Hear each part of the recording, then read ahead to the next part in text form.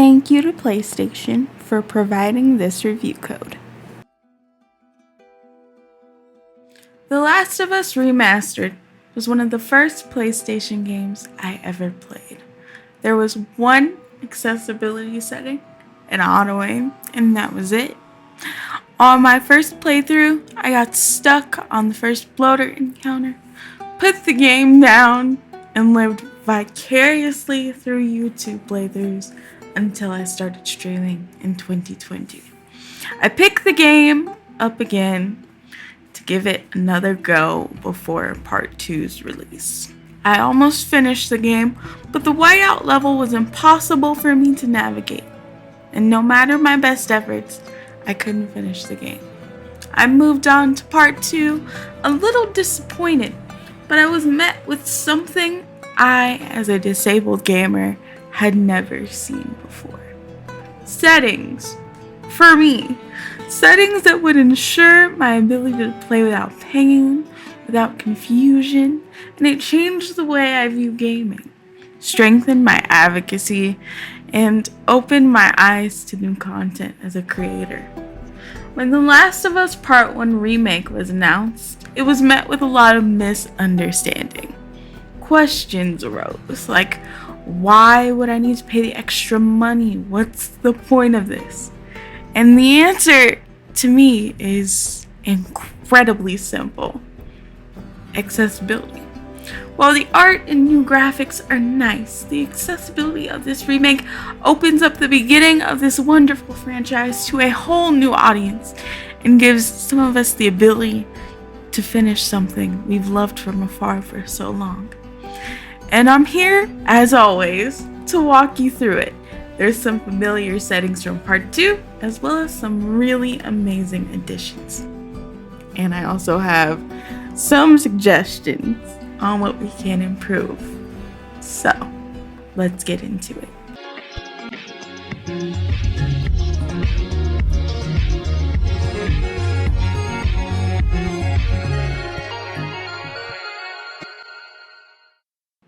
What's up, Dynamites? I'm Kindi from Dynamic Reactions, and welcome to the level where we talk about accessibility in gaming and my experience as a disabled gamer. Today, we're going to be talking about The Last of Us Part 1 Remaster, the accessibility settings, and going through the menu overview. You're going to see some footage from my gameplay.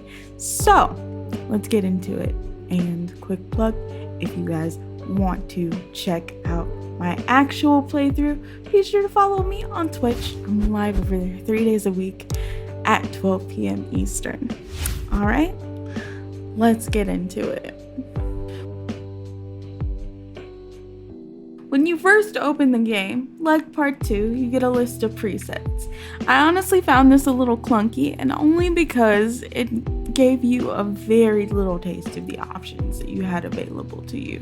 And then once you got into the game, you have to go into the options menu to see everything.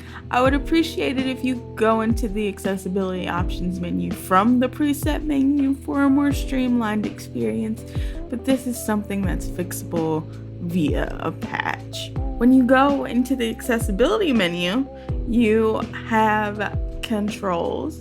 You can do full button remapping for every action in the game.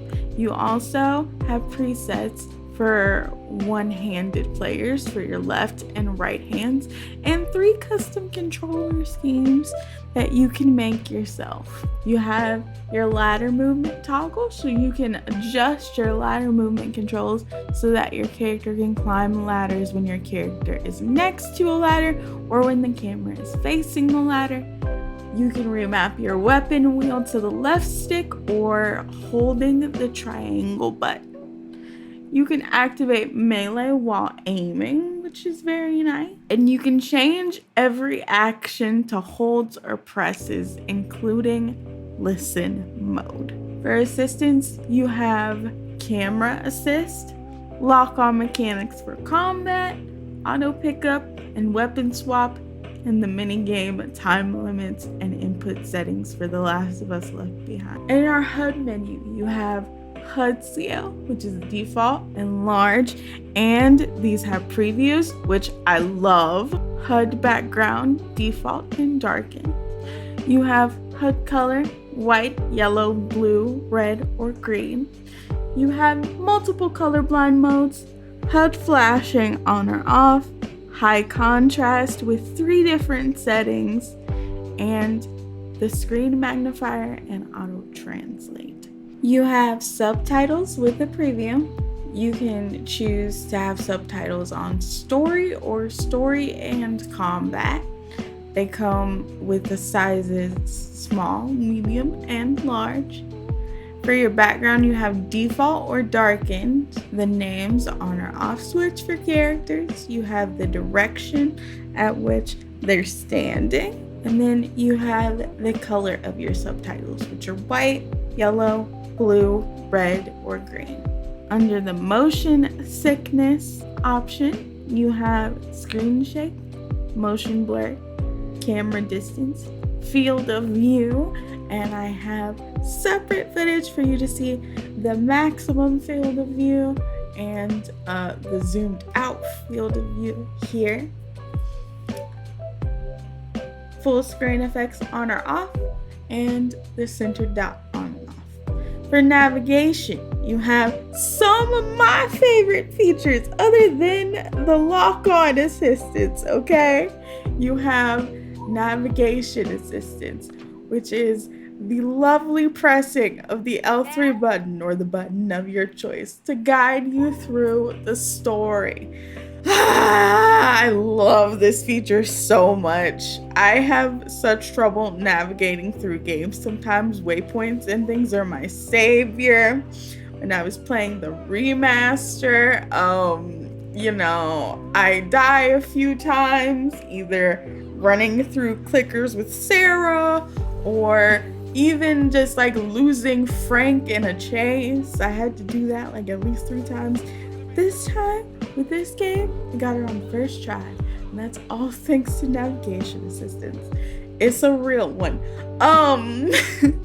You have traversal assistance, which will help you climb things, automatically climb. You have ledge guard, enhanced listen mode, which helps you find more items and enemies in listen mode if you press your square or your circle button. I have footage for y'all here to see. It's similar to The Last of Us Part 2, where it gives you sound cues and it gives you visual cues to say, hey, there's loot over here, or there's an enemy right here. It's really nice. Infinite breath, so that if we're underwater, you don't have to worry about the time limit and somebody dying underwater. Skip puzzle, which I personally love because sometimes you don't feel like going through the generators. For the screen reader options, blindness accessibility. This is kind of the blindness accessibility section of the menu. You have screen readers. You have cinematic descriptions, which is entirely new. This is not in The Last of Us Part 2. It's a narrator that gives descriptions for the cinematic scenes for those of us who are on the blindness spectrum. And it's a lovely feature. I have it on while I'm streaming. I have footage for y'all to see. We'll talk about it in the morning. The girl wakes up. Good night. Hey, Scoot. She slides over as the man takes a seat next to her. Monday at work, huh? He leans back, then rests his head on his hand. What are you still doing up? It's late. Crud, what time is it? It's way past your But bedtime. it's still today. A clock reads 11:49. Honey, please not right now. I do not have the energy for this. She retrieves a small box. Here, She hands it to him. What's this? your work. I use it as a streamer for the streamers out there watching this, so that it will be a more welcoming environment in my stream to those with blindness, because sometimes, no matter how hard we try, we cannot describe images the best. We get better with practice, but actual blind people sat here and helped them develop this feature. So if it helps them understand what's going on in stream, I I'm gonna keep it on because the professionals will do a better job than I can do. So if you want to make your stream a little bit more accessible, keep it on. It don't hurt nobody. Also, something that's really cool to me, combat vibration, which is nothing new, but still cool to have for feel for our friends on the hard of hearing spectrum. Also, new speech to vibration. I'm a sucker for haptic feedback. I don't necessarily need it. It's just cool for immersion. But for our friends on the hard of hearing spectrum, being able to feel the vibration of the characters' voices when they talk. And I know what some of you are thinking. What do you mean vibration when they talk? How does that work? How does that make any sense? Y'all, I promise it is so distinct. Okay? Like someone with a soft voice like Sarah has such distinctly soft vibration. And then you get Joel, someone with a gruff voice. You get a little bit rougher vibration, but it's not like something that's annoying. It's an experience. It adds to the immersion. Highly recommend turning it on. It's great. Audio volume sliders. You have your standard audio volume sliders and an audio cue glossary for those of us who want to use the sound cues but aren't sure what they mean. And for the blind players who are playing this for the first time, who don't know, what the audio cues are. For combat accessibility, you have hostages don't escape, allies don't get grabbed, enemies don't flank. This means, their strategy changes a little bit when you're playing. You can turn this on and off depending on. You can also give them reduced perception and accuracy.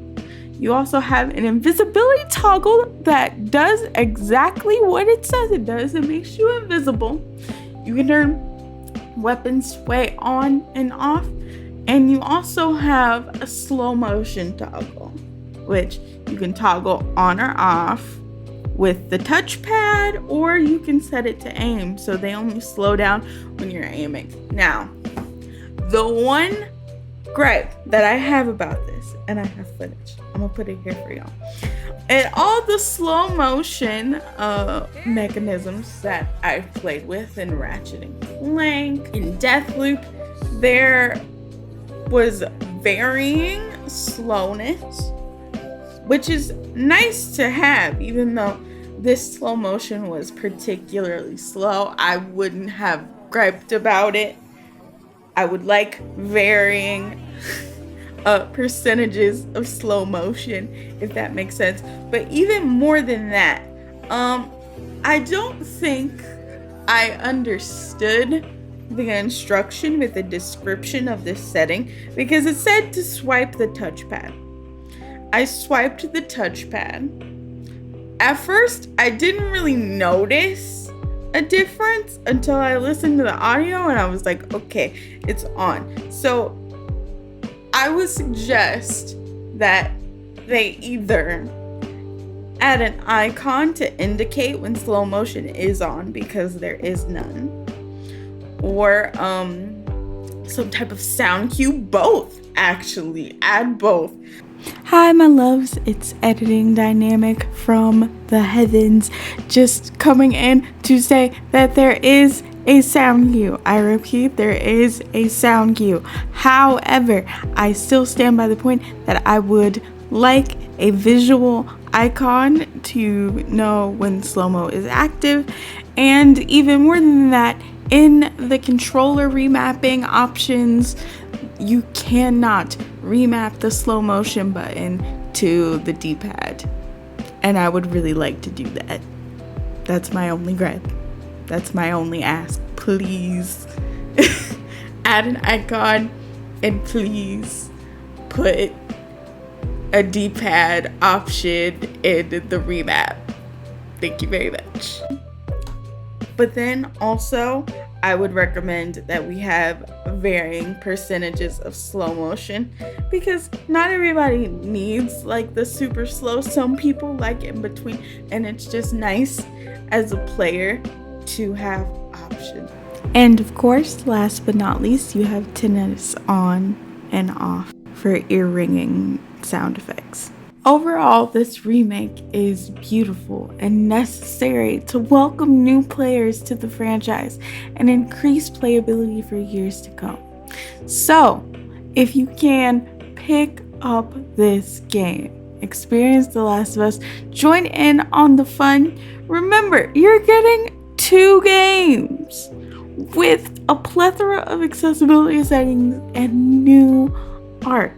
So if you can, save up, get it, experience the game. New player, old player. It's a great addition to your library, and I can't wait to see Naughty Dog improve on their accessibility for years to come in this game and other games. I'm so proud of my friends who worked on this game, of the devs, for continuing to put a push behind the statement, gaming is for everyone. This series is proof of that. Thank y'all for watching this review. If you liked it, don't forget to like, comment, and subscribe. We do gaming reviews around here all the time whenever there is new content out. Don't forget to subscribe. Don't forget to follow on Twitch. And don't forget, you deserve accessibility that's on the level.